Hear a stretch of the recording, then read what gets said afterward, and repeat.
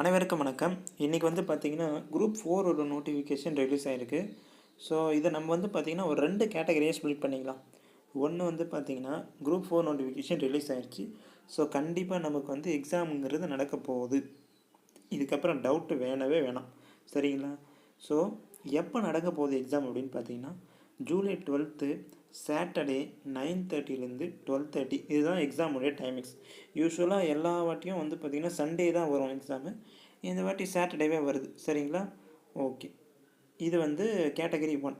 Category 2ன்னு பார்த்தீங்கன்னா எவ்வளோ vacancy விட்டுருக்காங்க. நோட்டிஃபிகேஷனாக நம்மளுக்கு வந்து வேக்கன்சின்றது ரொம்ப இம்பார்ட்டன்ட் இல்லைங்களா?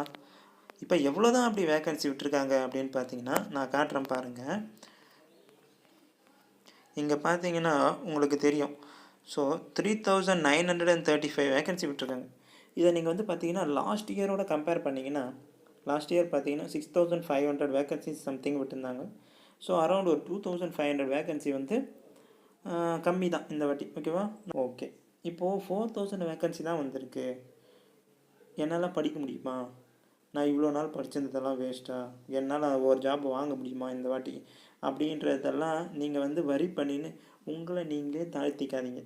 நான் ஏன் அப்படி சொல்கிறேன்னு பார்த்தீங்கன்னா இவ்வளோ நாள் நம்ம படிச்சிருக்கோம், எவ்வளோ ஹார்ட் ஒர்க் போட்டிருக்கோம், ஓகேவா? நம்ம என்ன சுச்சுவேஷனில் இருக்கோம் அப்படிங்கிறது நமக்கு தான் தெரியும், சரிங்களா?